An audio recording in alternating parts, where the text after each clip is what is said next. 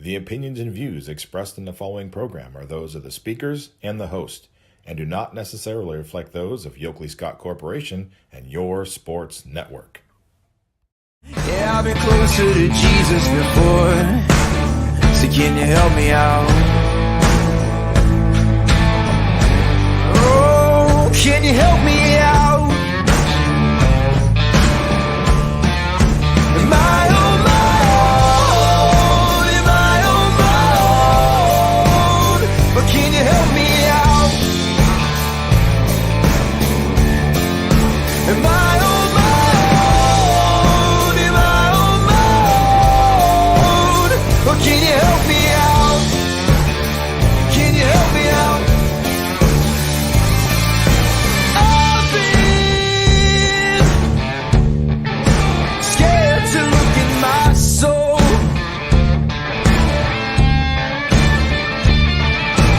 I've been afraid I would follow the road. Yeah, afraid of the things I've been told. Hello, people of Earth and beyond. This is Running Point on YSNLive.com. It is a Wednesday episode, and we are always brought to you by Greenwood Chevrolet in Austintown. They go the extra mile for you. Scotty Mincher here with me as well on a Wednesday. Scotty, how we doing? I'm good. I like that people of Earth and Beyond got me thinking of one of my favorites from our childhood, Toy Story, Infinity and Beyond. Infinity and beyond. Favorite part of that whole movie is when Buzz, will you give me a hand? Very funny, Buzz. This is serious. And then he's talking and he pulls the hand out and it's just a severed arm and they all see it and the T-Rex vomits and it's hilarious. What are you trying to pull? Nothing. Yeah.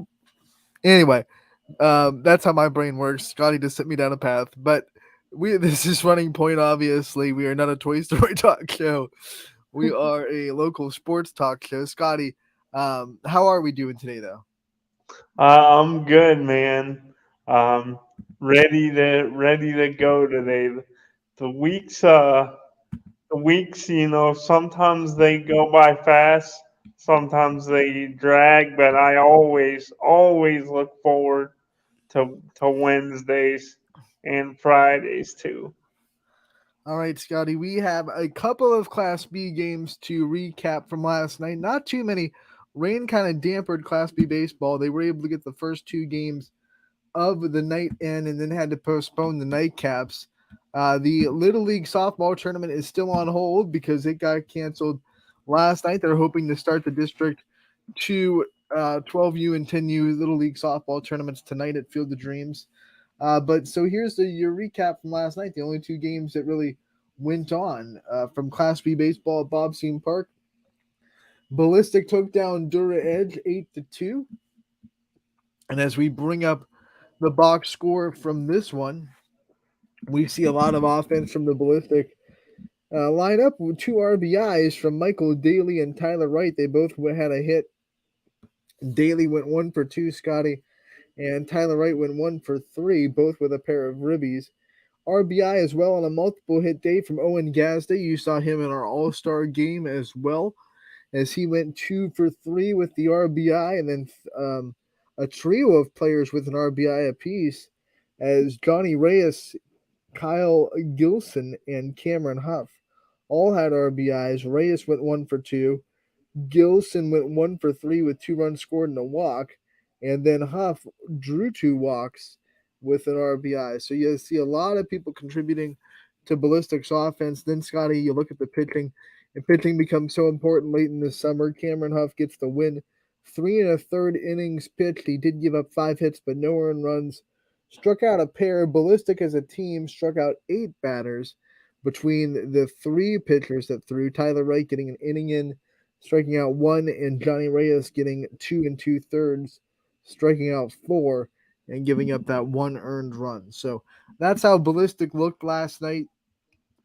An 8-2 victory. Scotty, good hitting, good pitching. That's a formula for a good win. Yeah, for sure. A well balanced attack with a number of key contributors in the lineup, and when your starter, anytime, especially when they don't give up any runs, they're really doing uh, going beyond, I think, what the lineup expects and just keeping them in the game. Even if it's short lived, you don't give up any runs, you're going to have a great chance to win. RJ Trimble was the only hitter in the Dura Edge lineup that got an RBI. He went 2 for 3 on the day. Also, multiple hits from Logan Cipher. On a 2 for 3 day, he scored both of the Dura Edge runs. So both of those guys had a good day despite the loss. We go to the next game, and it was a blowout, Scotty. Avalanche beat Eagleware 14-3, the final score in this one, which means we're going to be talking about a lot of offensive players in this Avalanche at bat. And we start with, let's see, down the line, 3 RBIs from Landon Whippo. He went 2 for 4 on the day, 2 runs scored, drew a walk. You have 2 RBIs from Tanner Tarosky. He went 1 for 4 with a walk drawn, a run scored, and those pair of RBIs. Then you have 2 more players with 2 RBIs as Maddox Bell and multiple hits going 2 for 4 with the pair. And then Noah Filson had a perfect day at the plate, 1 for 1 with 2 RBI. RBI on a 1 for 4 day for Hunter Jones. RBI from Noah Anzavino, who went 1 for 1 with a run scored. An RBI from David Moyer, who went 2 for 2 with 2 runs scored, a walk drawn, and an RBI. They could not get him out all night, and you just see a lot of offense. 1, 2, 3, 4, 5, 6, 7, 8, 9, 10, 11 different hitters had a hit in the game. 14 total hits for Avalanche as they score 14 runs on 14 hits and don't have an error. You see Eagleware on the day scored 3 runs. They had an RBI from David Murphy, who went 1 for 2. They also had an RBI from Jacob Jenkins, who went 1 for 3. And those were it on the RBI. Murphy also scored a run, and then Braden Devine scored a run as well for Eagleware. So did AJ Yost. He was drew 3 walks, so a good discipline day for him, and he was able to come across the plate once. Pitching for the Avalanche, they had 3 arms contribute, but the win goes to Peyton Reihol, who went 4 innings, gave up just a 1 earned run on 3 hits, struck out 6 for Avalanche. So another lopsided victory. We saw 2 of them last night. Unfortunately, the other 3 games got rained out. But Scotty, the Avalanche look really, really good. Yeah, you could say they definitely lived up to their name because it was an offensive Avalanche. They were an unstoppable force, Scotty. Yeah, for sure. We look at the Class B standings. They're not going to change too much after just 2 games, but let's see where Avalanche and Ballistic both sit after the win. Avalanche sitting now just a game back. They earned that extra game. Remember, they were a game and a half back before last night, so they pick up a game on Creekside. They are 16-6, just 1 game back behind Creekside, who's sitting at 16-4. Astro Falcons not out of it by any stretch. They're a game and a half back. Their record is 14-5. Whiting is still right there, 2 games back, 14-6, and then that's where the little bit of a gap happens as Athletics, Prospects, and Dura Edge are kind of fighting for that, secondary spot in the playoffs. 7-13, 9-11, and 10-10 for those 3 teams. Ballistic got the win last night, but they're still 6-15. Nightline is 5-15, and then Eagleware is 4-16. Yeah, it's bunched up quite a bit at the top. Avalanche continues to play really, really sound baseball, but you got Creekside and the Astro Falcons. They're not going away either. So it makes for a very compelling stretch. You will not see 16U again until Sunday, Scotty. They have 6 games on tap on Sunday, July 2nd. Creekside Fitness will take on Eagleware. Ballistic will take on Whiting. Eagleware will take on Athletics. Nightline will take on Astro Falcons, Dura Edge Prospects, and then the Astros on against Dura Edge. So two doubleheader for Astro Falcons as they try to gain some ground. And then Monday the 3rd is the last day of 16U. So they have 9 games left in the regular season as they get ready to wrap up the Class B regular season and get into playoffs for these 18U and 16U teams. Yeah, it's definitely a exciting time, and who doesn't love the great players we've seen, but it's really and that's what I love about baseball. We talked about it many times. Um, any team could really, even those teams you were talking about at the bottom, they could have their best night on the night and beat a team at the top. So that's what I love about baseball. I think it's one of the hardest sports on the planet to predict, but it also makes it super fun in being that way. Playoffs started last night for 14U in game 1 of this series. Astro Falcons take down Eagleware 6-3. And the playoffs will continue tonight as there's 2 games on tap in 14U. As game 2 between Astro Falcons and Eagleware will be on scene 2, and then Boardman High School will host game 1 between Whiting and Avalanche. So 14U playoffs have gone underway, and 18U and 16U are still wrapping up their regular season in the next couple of days. I believe 18U will be in action tonight, so let's go look at this schedule real quick before we move off into other things. Yes, there's going to be 5 games tonight at Scene Park as Dura Edge will take on Ballistic on Scene 3 at 5:30. Avalanche will take on Prospects on Scene 1 at 5:45. Also at 5:45, Whiting will take on Nightline on Scene 2. And then the nightcaps tonight are going to be Creekside Fitness versus Eagleware on Scene 3, and the nightcap will be Astro Falcons versus Athletics on Scene 1 at 8:15.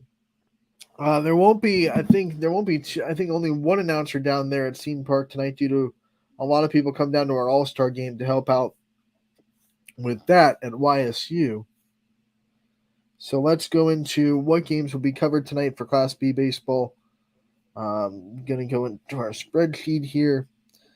And tonight we will have video only on Scene 3. Derek Rhodes will be on Scene 1. So we'll have Scene 1 covered. We'll have video only on Scene 3. So Scene 1 between Astro and Athletics will be covered. And then, of course, Prospects and Avalanche. Derek Rhodes will be down there for that. And Scene 3 will be video only for Class B baseball tonight. And then we'll have our All-Star game, of course, at YSU. We're going to talk about that in a little bit of other things after we take our first break of the day on Running Point. Oh, you know what? Actually, that didn't take as long as I thought it would. We have time to jump into that conversation now, Scotty. So I'm going to pop off that website. And, Scotty, what I'm going to ask you first, you were at the baseball all-star game. You had a front row seat to that. You were able to take it all in. What were some of your takeaways from watching that baseball all-star game? I really enjoyed it a whole lot. It ended up being really with concerns about whether we were going to get it in. It ended up really being a perfect night weather-wise for the game. It ended up turning out beautiful, and you have to give a lot of credit to Steve Leslie and everybody helped to make sure that they would be able, the game would be on. But big takeaways from the game, I just really thought you could tell sometimes as fans when we watch all-star games we kind of get lost in just hanging out with friends and having a good time. But from just a pure baseball perspective, um, there was definitely a lot of hard hit baseballs. It was a very competitive from what I saw, but you also had your different skill sets as well, and that's the beauty I love about baseball is I really like seeing the smaller stature guys shine, and then guys that were bigger also getting in there and contributing to the All Star game. So just the difference, especially on the mound when they're pitching and then coming up to the plate. Um, I guess that's my biggest takeaway was it doesn't really matter in the game of baseball, your size and your stature. You can still be a star, and those kids were able to show that as well. And I loved kind of the message that we were saying for this year out at YSN, um, and how the name on the uh, front that represents your school, and the name on the back represents who raised you. Do them both justice, and I thought um, it was a lot of justice. Was they were doing justice for sure in the game. So I just had it was a great time. It was great to see everybody, and it was great for me to get to catch some schools I don't typically, get to catch on an everyday basis. So that was a lot of fun as well. Scotty, you couldn't have asked for a better baseball game. It was a one run game in the bottom of the ninth, and the game tying run was on base, and there was a base hit. The play at the plate ended it. I mean, you can't ask for a better baseball game on the field. I was talking to some people, and like, you never know what you're going to get with an All-Star game as far as the quality of baseball goes, and how competitive the game is going to be. And we try to put that together very even rosters, but you just never know. And Saturday night, man, what a baseball game! Those kids put on a treat on both sides. It was back and forth. They were energetic. They wanted to win, obviously, and you end it with a play at the plate. You can't get much more exciting than that. Yeah, and I think baseball. I've talked a lot about good the good things about it here at the beginning portion, the first half of our show today, and I think baseball there's like kind of like that perfect balance where not to say that every All Star game's awesome, and it was fun watching the basketball and some of the trick shots and stuff like that were happening, but baseball it's kind of got that perfect balance of you want to go out there and you want to have fun, whether it's a all-star game, game in the regular season, game in the postseason. You want to have fun, but there's also that you got to balance it, and you can't be too carefree out there because baseball can really kind of humble you and make you look silly. So that's something. And the way it ended, I mean, that's just you said it, Anthony. I mean, if you were gonna script it out, you couldn't have really scripted it any better. No, and I thought it was very smart to put Brogan Collins in as a catcher in the ninth inning. Like, you want one of your best players back there behind the plate, one of your best catchers, and in that kind of situation, it was fun to see how that decision came full circle because the play at the plate actually ended it. So the decision to put one of the best catchers on the roster back there in the ninth inning really paid off. And I love seeing all the kids there. Almost everybody that was confirmed showed up, which is always good. We had 46 players on the field representing a lot of different communities. Favorite part of all the All-Star games, Scotty, and I think you can echo this, just seeing all the different high school jerseys and realizing that how big a scope YSN covers and how many communities were represented on Saturday night. That is always the coolest part. Yeah, it really in the baseball jerseys. Um, I'm dating myself here, but man, I feel like at least from what I remember, in graduating from Lovo in 2008, like we had and we continue to have. I've always liked the jerseys, the blue and gold color scheme, but there's so many good ones throughout the area, so many cool looking jerseys. It's hard to like pinpoint a favorite. I'm gonna put you on the spot, Scotty, because we were having this discussion all night because there were so many good uniforms. Which one did you see that you think is your favorite? Putting you on the spot. Can't get out of it. Yeah. So I would have to say, man, that's a really tough one, but I'm not. I have to answer it in the pressure cooker. I'm gonna say I'm gonna go with Warren JFK. Warren JFK, you like the navy blue and the red. That's awesome. Yeah. I saw a lot of good ones. I know Wellsville got a lot of love with the orange and the black pinstripes. That's really slick. Um, but for me, I'm a sucker for powder blue. I'm a Royals fan. You gotta love the powder blue in Louisville.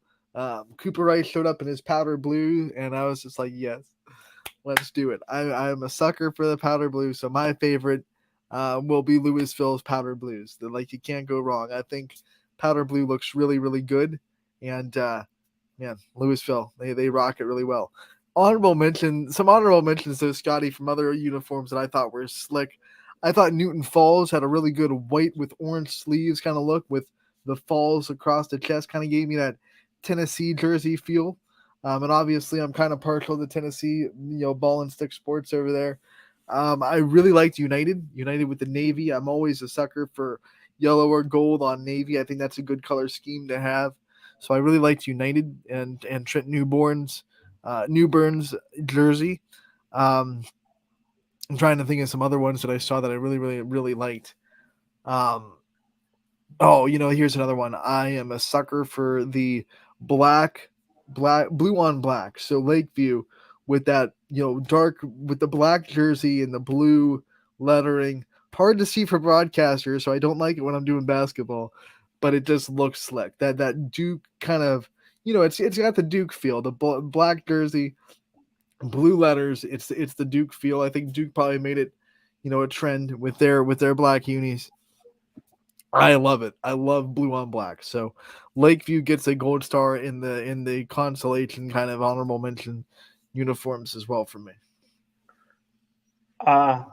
Yeah, I like those a lot too. It's like you said, iconic, much like a Duke, or like you think about the historic uniforms, the Yankee pinstripes in baseball, and the like Los Angeles Lakers, or like the Celtics with their color scheme.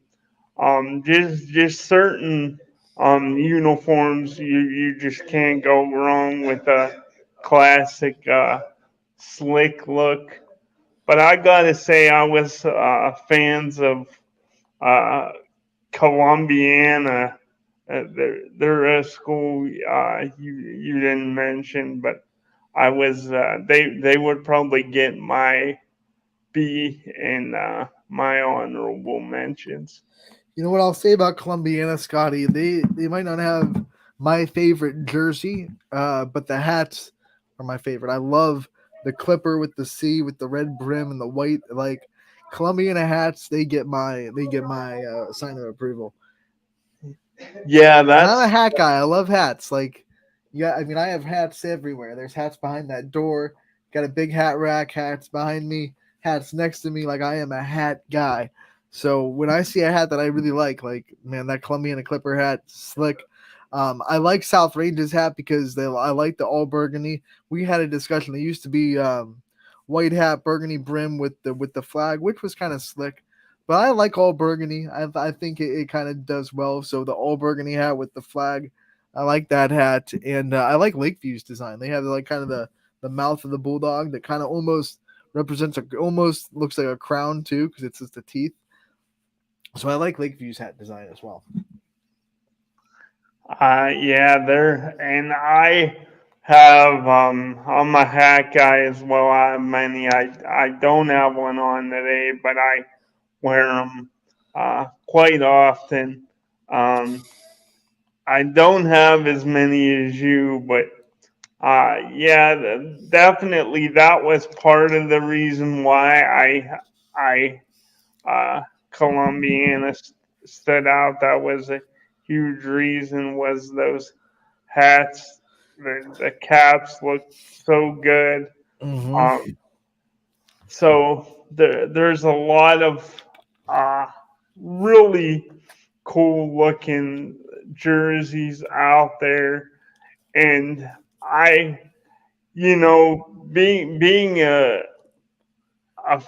such a big fan of not just Cleveland sports, but uh, a super fan of the Browns. Like any orange there is in any uniform color scheme, I'm partial to as well because orange is my favorite color. So As long as it's orange and brown, right?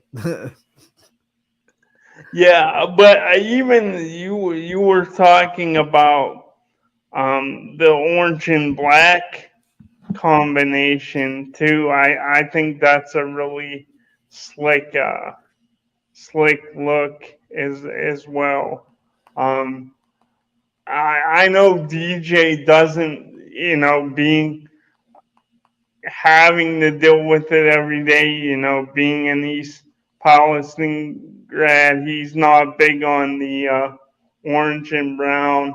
But I don't know. Maybe it definitely has to do partially because I'm a fan, but like Brown has grown on me in uniforms. Like a lot of people don't care for the San Diego Padres going back to The kind of UPS like the unis. the original look, but I think those are pretty cool in That's what my I eye. call the UPS look for San Diego. Yeah, the UPS and I used to have a they UPS hat because I liked the brown and yellow, but I don't think I have it anymore, which was so random. I was like, why do you have a UPS hat? Well, what can brown do for you? Um, yeah.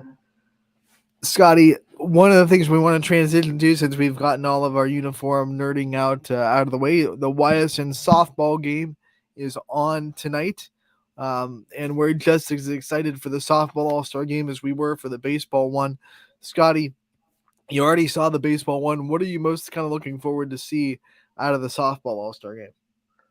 Uh, I just want to see definitely. Um, for me, it's about like when I watch softball, the thing that has me most excited.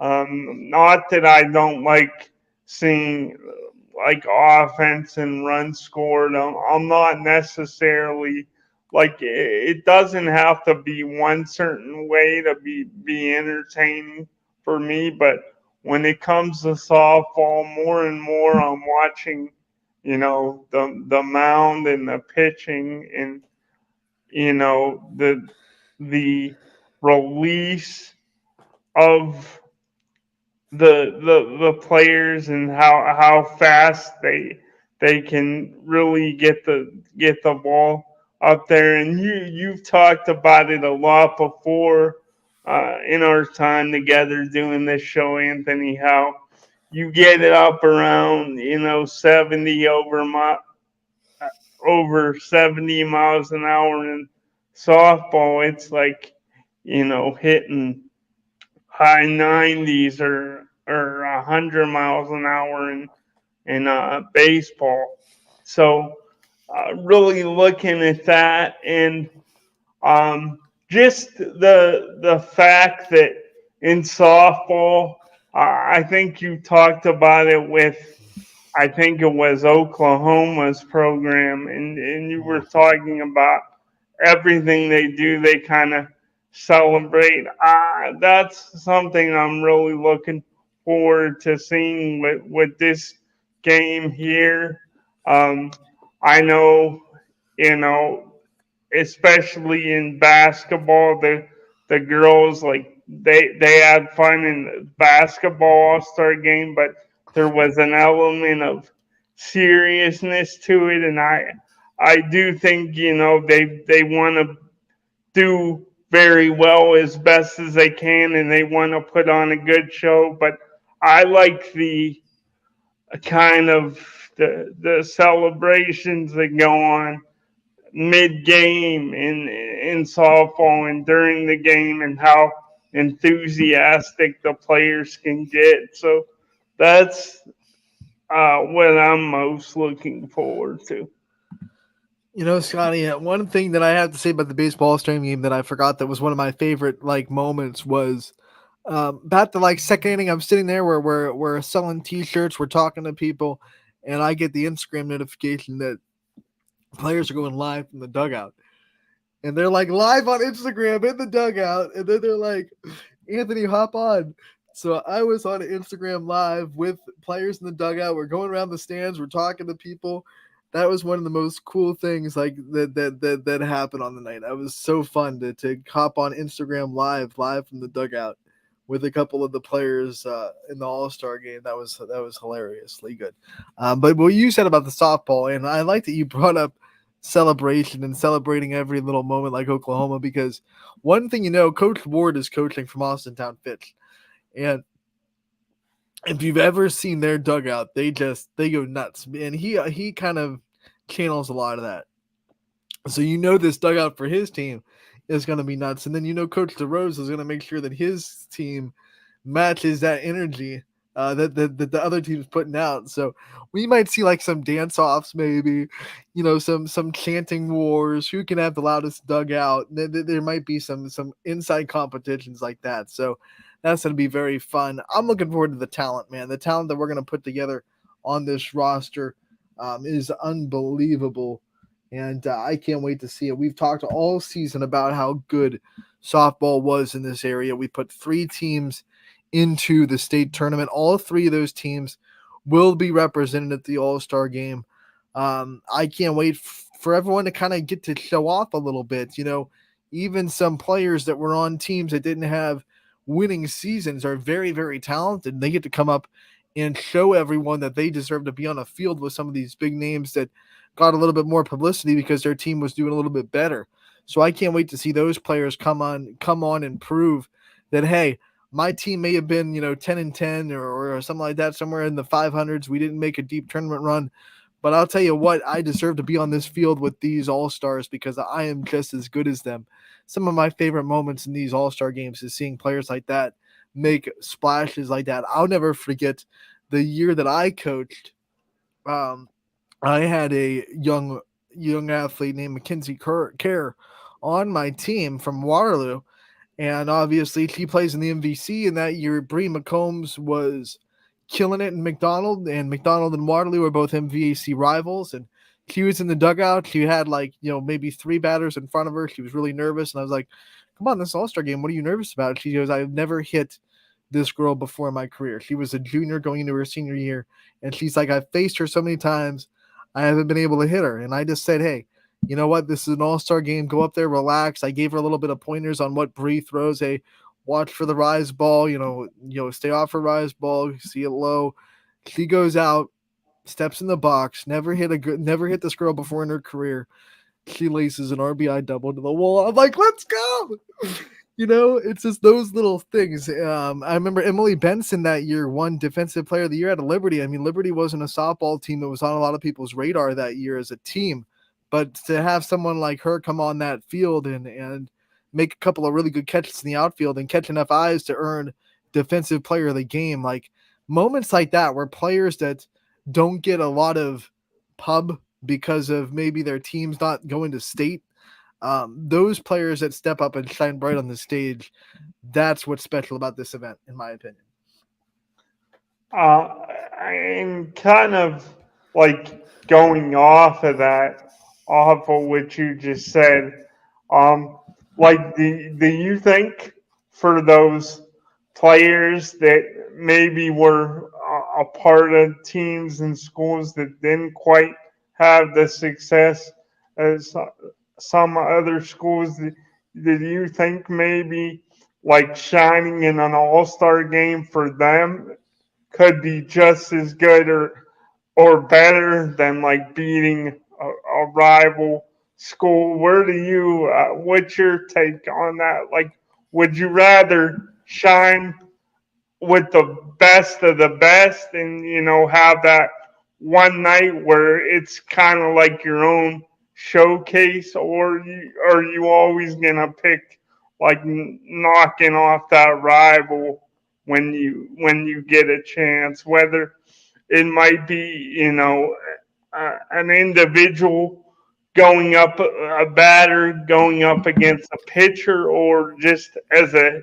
team, finally beating a rival, or giving them, having those bragging rights for, a year or whatever.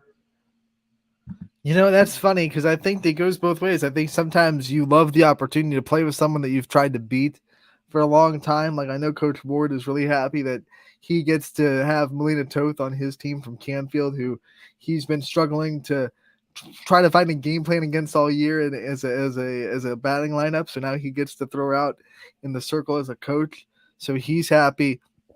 But then, of course, when a rival goes on the other side, you can't turn off those competitive juices. Like, if you go up at the plate and you're facing someone, like I said, that story about when I coached and Mackenzie Kerr came up to the plate from Waterloo and she had never hit Bree McCombs, an MVAC rival, and goes up to the plate, makes a solid at bat, he hits a double. Like, her first career hit against that girl came in the All-Star game.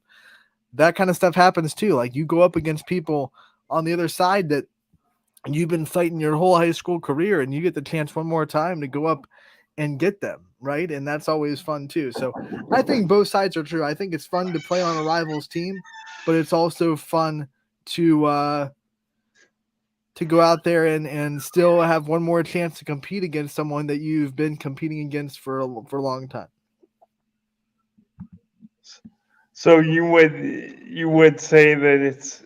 I'm playing the fence, Scotty. I'm not going one way or the other. I'm being a loser. You would say they're equal. If I had to pick personally, unless it was like a heated rival, like I'm talking like Georgia Tech, Georgia, South Range, Springfield when I was in school, unless it was like one of those where it's like, man, I have just been spending my whole life trying to beat you.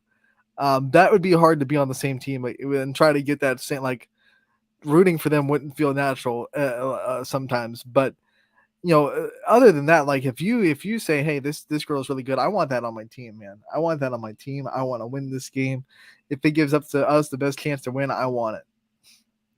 Yeah. So winning at any dubs. cost. I want dubs. Yeah. I got made fun of that year for coaching because I was taking it too seriously. I was like, oh man, I'm sorry, I want to win. I turned in the lineup to the umpire. I was like, "Here's what our batting order looks like." And no, but this is an exhibit. You don't have to turn in the lineup. Ah, well, you know what? I'm turning it in anyway. Well, yeah, you're. I mean, That was my moment. It was my coaching moment to shine, man. That was Anthony Hartley. Yeah, and one new as a head coach. Let's go. Really, the face, and you definitely you make sure that girls sports and softball it gets it's just due for sure. All right, Scotty, before we take a break, though, what I have to say, we just got word, YSU, field conditions are good. We are on tonight. I know a lot of people have also been asking about the air quality. We are going to play as the air quality has gotten better by the hour. It's not at the level that it was this morning, the very kind of concerning level it was at this morning, where it was at very unhealthy at the air quality level. It has gotten better, and we expect it from our good partners at 21 FMJ, WFMJ, expected to get better as the day goes on. I know it won't get perfect. It won't be great. It's still going to be risky for people that are coming out with health conditions already. But as it gets better, we're going to go out and play that game because it's not to the level where it's dangerous anymore. It's just starting to get better as the day goes on. So we are good to go as far as field conditions. We're good to go as far as air quality, and we will have a game tonight at YSU, 7 o'clock. It is on for the All-Star game. So do come out tonight, and if you can't, we will have a broadcast for you. We understand if you don't want to risk it. Maybe if you're a grandparent out there, you don't want to risk coming out in the questionable air quality, we will have the broadcast for you as well. Noah Ricks and I will be on the call at 7 o'clock, so you can still watch your athlete play in an all-star game if you are unable to come out to YSU. But we are on. We are good to go. We are rolling tonight. And once again, we are so excited. Scotty, we're going to take a break. And when we come back on Running Point, we're going to see what else is on your mind, because you always bring a lot of good stuff to the table, and it is your time to shine. When we come back on Running Point, brought to you as always by Greenwood Chevrolet in Austintown. Hi, this is Zell Bush. Hi, this is Tom Clint. Hi, this is Steve Rossetto. Hi, this is Ryan Miller. Hi, this is Rich Sakui from WRS Wealth Advisors.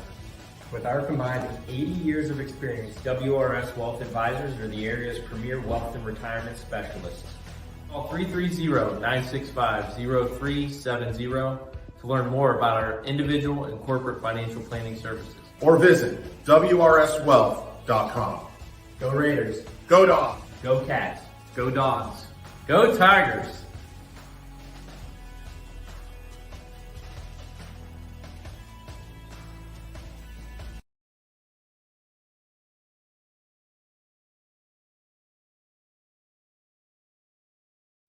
Jimmy Sutton here, Director of Isle, Purple Cat, and Golden String. We are happy to support YSN and two of my favorite people, Scotty Mincher and Super Dave O'Malley. We are an agency that provides services for adults with disabilities. We infuse humor, passion, and joy into their lives. If you know of any folks with disabilities that need our assistance, please contact us.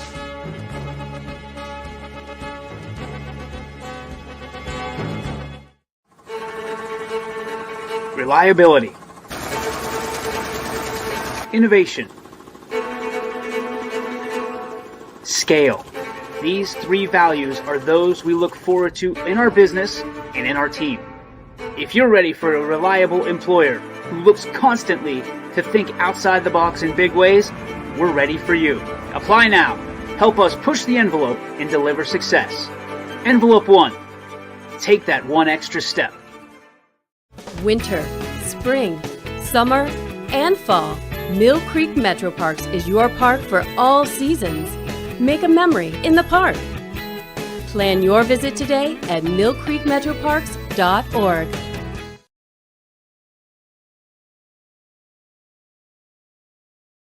Shopping for a vehicle online should be easy and worry-free. Introducing Merge from Greenwood Chevrolet, a completely new way to buy a car that combines the convenience of shopping online with the personal touch and expertise that Greenwood is known for. With Merge, shopping is as easy as 1, 2, 3. Choose a vehicle from our pre-owned inventory, build a deal that fits your needs, and finalize the deal with our online buying team. That's car buying in a new lane. Visit greenwoodchevrolet.com and let us go the extra mile for you. Welcome back to Running Point on ysnlive.com, brought to you as always by Greenwood Chevrolet in Austintown. They go the extra mile for you. We try to do the same here on this show every single day. And hey, guess what? The 2024 Trax is here. Are you ready for it? Test drive the all-new Trax only at Greenwood Chevrolet. Stop in or call today for more information on test drives and reserving your 2024 Trax. Greenwood Chevrolet in Austintown. They go the extra mile for you. Make sure to get that nice, slick 2024 Trax. Scotty, it looks just amazing. I don't know if you've seen it, the pictures that Greenwood just put up. It looks something like I would definitely drive if I could drive, for sure. Yeah. So what's like the color? Well, the one on their website that they put up for like the promotional is like a nice silver, so it looks like a gray, like a gray silver, not I shouldn't say silver. It's like a light gray, maybe. Like it's not charcoal gray, it's like a light gray. I don't know how to describe it. I can't put the phone up to the screen. That would be kind of wonky quality, but light gray maybe. I don't know exactly what the color would be called, but kind of like that light gray, almost charcoal, not quite charcoal. Smoky gray, maybe you would call it. Yeah, that's like okay. I got like, have you seen when Tennessee football wears their gray uniforms every now and then? Yeah, I've seen grays? It. Yeah, they kind of like think about that. Oh yeah, that's nice. Looks like the irony is not lost on me that the kid that cannot drive a vehicle is sitting here promoting Greenwood Chevrolet in Austintown. But they are a great sponsor. And if you can drive, unlike me, make sure to get out there to Greenwood Chevrolet and they'll take care of you. Scotty, it is your time to shine like every week. I ask with nerves and being on the edge of my seat, what is on your mind today? Yeah, I was the last few nights I've been following the headlines on YSN, and I watched your interview recently, the interview you did with Abby Emsch, and I just wanted to know from you what were some of your biggest takeaways during that interview. Obviously, we know about her talent and how what a rich history the Pitt program does have, but her just being in her junior year, like, what are you excited to see most before she graduates? And then from just not a on the floor perspective, but leadership wise, what are some of the biggest things she'll kind of bring into that Pitt program?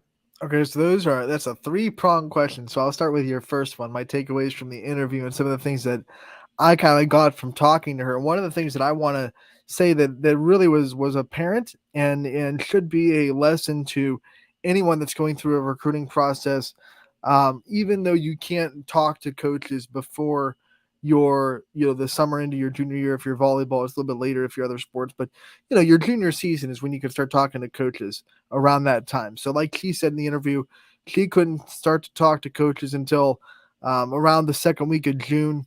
But she made her decision pretty quick after that, which tells you that she spent all that time, her first 2 years, going to camps, going to games, kind of taking in what she was seeing, being a student of what she was taking in, making kind of an educated decision in her brain before she was talking to these coaches. So when that day came, she actually made the decision pretty dang quick because she already had it in her mind. And before she even talked to the coach, that she wanted to go to Pittsburgh. Like that was one of the things that she wanted to do. And whether you're talking about the high level of play that Abby Imch is going to in, number 4 in the country, or talking about a Division 3 school, doesn't matter. What the point of that lesson is spend the time you have where you're not talking to coaches, researching for yourself, because coaches in their own right, if you go into those conversations not knowing anything, coaches, their job is to win, right? They want to get you there to win. And some coaches are honest in their recruiting, and some coaches unfortunately aren't. There are coaches out there that will tell you whatever it takes to get you to their school, because they want to get what they see as the best talent on their floor, and their job kind of depends on it. Like, this is not high school. In college, your job is wins and losses. If you are not winning and bringing, wins to that program, they will get rid of you. So with that kind of pressure, there are coaches that unfortunately will kind of stretch the truth a little bit, or make their program look one way or look a certain way. They won't tell you if they're on the hot seat. There are things that they'll do to try to get you to come into their program. So do your research beforehand. That way, when you talk to the coaches, you know exactly what maybe some of the things they don't want you to know even about it, so you can make an informed decision. I think Abby Imch had made sure all of her T's and I's were dotted before going into conversation with coaches. And obviously, once she met Pitt's coaches, that kind of was the straw that tipped the camel's back, per se. But she also had a lot of her ducks in a row before that. I think she kind of, before she even went into those conversations, probably had Pitt as her number one because of the research that she had been doing. So when you're in the recruiting process, like, follow Abby's lead and make sure that you're doing work on your own, especially on those years when you're not going to be influenced by anything coaches say, because they can't talk to you yet. So use that opportunity in the first 2 years of your recruiting process to learn on your own about these programs that you're interested in. So that's kind of what I got. Biggest takeaway from there was that she absolutely did that, and that's why she was able to make a decision fairly quickly after that contact period was available to her, and she was able to talk to the coaching staff at Pittsburgh. So great job by her to be able to know that Pitt was where she wanted to go. All she had to do in that conversation is kind of read the coaches and make sure the coaches were going to be someone that she wanted to be coached by. And once she cleared that, she knew everything else that she needed to know. And it was just a simple, I'm going to commit to University of Pittsburgh.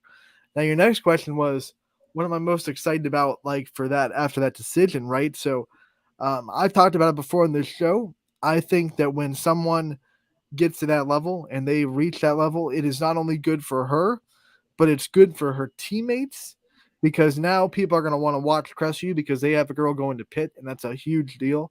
So people in the volleyball community are going to be like, well, I wonder what's in Pittsburgh. So they're going to get a lot of, I wonder what's in Crestview.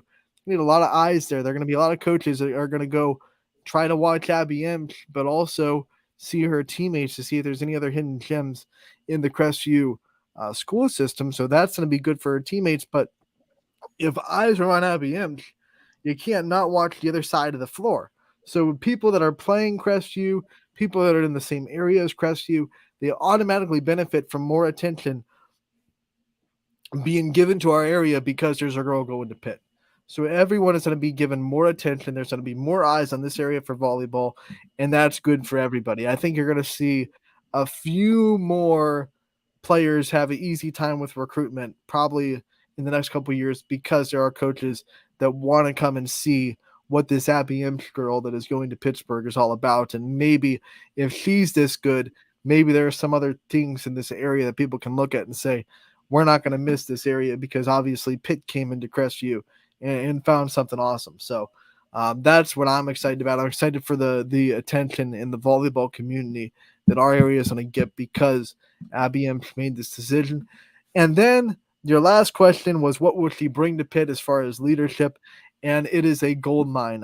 One, she is one of those players that whatever Coach Auer will ask her to do, she'll do. You look at her stats, leads team in blocks, was top of the team in kills.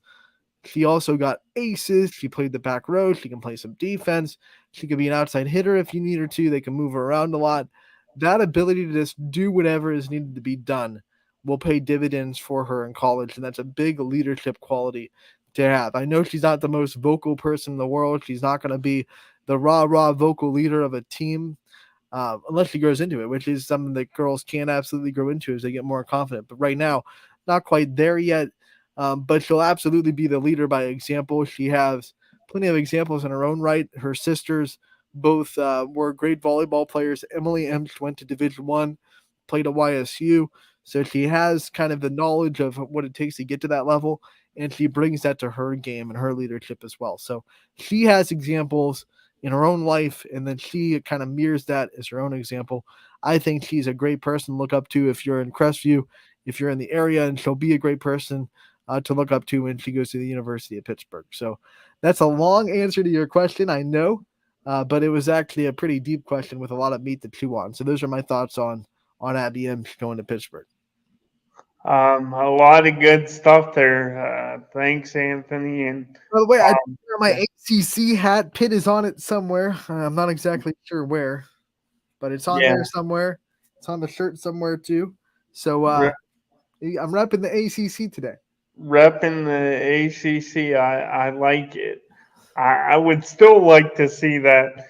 If you ever found it, I would like to see you rocking that UPS hat Ooh, again. I have Maybe no you'll idea where get it would be. another one, but yeah, Pitt too. I've seen that campus. That is a beautiful campus. It's beautiful. It's really hilly. It's really hilly. It probably doesn't bother you with your little joystick, but I'll tell you, when you go to a normal volleyball game at the Fitzgerald Fieldhouse, which is not the Peterson Center, where they do play some volleyball games, but most of their games are at the Fitzgerald Fieldhouse, where they also wrestle at Pitt. They make you park in a lot, and then you have to go. Well, to get there, you have to go down a hill, but then to get back to the parking lot, you have to go back up this huge hill that's actually nicknamed Cardiac Hill. For good reason. You will have a cardiac attack going up that hill. It's massive. It's not easy to get up, but the campus is absolutely beautiful. That's my one downside, or I guess I could nitpick about the Pitt campus is the hills are brutal for people in wheelchairs. Maybe not for you. You got the little joystick. You can just go into overdrive and just. Have you ever no, this is a serious question because you have a power chair that is completely motorized. I have a power assist, so I still have to, put strength into it, but you have a motorized wheelchair. How much of an incline can it take? Like, have you gone up a hill? Does it really struggle going up the hill, or does it kind of handle it with if you put it into a high speed mode? What kind of are its limits as far as the hills you can go up? Yeah, so I haven't tested it like on, I'm not constantly going up hills, out of. I know, but like that'd be scary to test too, because Scotty, like if I don't even Yeah, know I don't know how your chair works. Like if it stops going, is there can you turn it off so it won't move, or are you kind of screwed if it stops going up the hill and just throws you backwards? Well, if you turn it off, will the wheels lock? Is there a lock where the wheels won't go anywhere? Yeah, the wheels do lock. So okay, so if you're going up a hill and the wheelchair all of a sudden decides that it can't go anymore, you can turn it off so it doesn't just shoot you back down the hill. Backwards. Yeah, it locks into place. That was my biggest fear. I'm like, Scotty, what if you're driving up and you're and then all of a sudden the wheelchair is like, nah, we're not doing this, and then but it's still going up hills. Like I always make sure I give it a little more speed. Yeah. And I've been okay, but it's still pretty. It's a bit scary. I wish we could test. I don't think YSU has any huge hills on their campus. They have a couple of decent ones, so there's nothing really to test it as far as that level. But that's just something I was kind of, as I was talking, my brain was kind of I wonder what Scotty would do on a hill like that. Because for my wheelchair, Scotty, I have what I don't know what the technical term is, but I call them the backup brakes, where I can go forward, but I can't go backwards. They're like little levers that go down like this. So they let you go forward, but then if you go backwards, they'll lock the wheelchair into it. So I turn that on when I'm going up a hill in case my arms give out or something. The wheelchair locks and it won't go backwards anymore. But I could still kind of push it forward. So obviously, I didn't know if the power chair had anything like that, but like you said, it does have the wheels that just stop working, so that it won't roll. The wheels do lock, which is a good feature.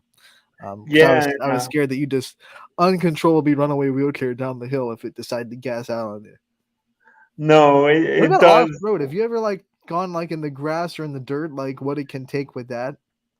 Yeah, it's a little bumpy at times. It does and that's what I'm looking forward to Oh, because geez, I'm Richard. eligible for a new chair this year. I'm getting a new one, and I'm getting one that could not only raise up but go in a standing position. I know we're out of time, but Yeah, I um, didn't even realize I that we were was so just close to the end of saying the. I was just saying it really like this chair. Even when I hit a bump, as long as I'm driving it straight, it's not really gonna you know take me off of a path. It'll just kind of glide over it.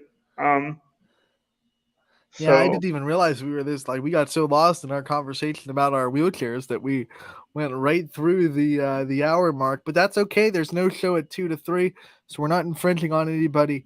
But we will kind of wrap up this show with a nice little bow. I want to remind everybody that the YSN All Star Game is on tonight at YSU. 7 o'clock is your start time for that game. Player check-in starts at 5 o'clock. We'll be down there for setup, and we'll obviously have a fun time with all the best softball players in the YSN nation. Can't wait to see you all there. Broadcast will be available as well at 7 o'clock with Noah Ricks and myself. You can also find Class B baseball on tonight. 2 games will have commentators as Derek Rhodes is on scene 1. We'll have scene 3 taken care of as far as video only. And I also want to remind everybody that the Division 2 District 2, I should say, Little League softball tournament starts tonight at Field of Dreams as well. Obviously, we can't send announcers there tonight because we're kind of busy with our All-Star game, but starting tomorrow, I will be at all the 12U games from tomorrow on to the championships next week. So the 12U will absolutely be taken care of, and we're also going to try to get people down there for the 10U games as well throughout the District 2 tournament at Field of Dreams for softball. So with all that being said, we're going to sign off. I'm Anthony Hartwig. That's Scotty Minter.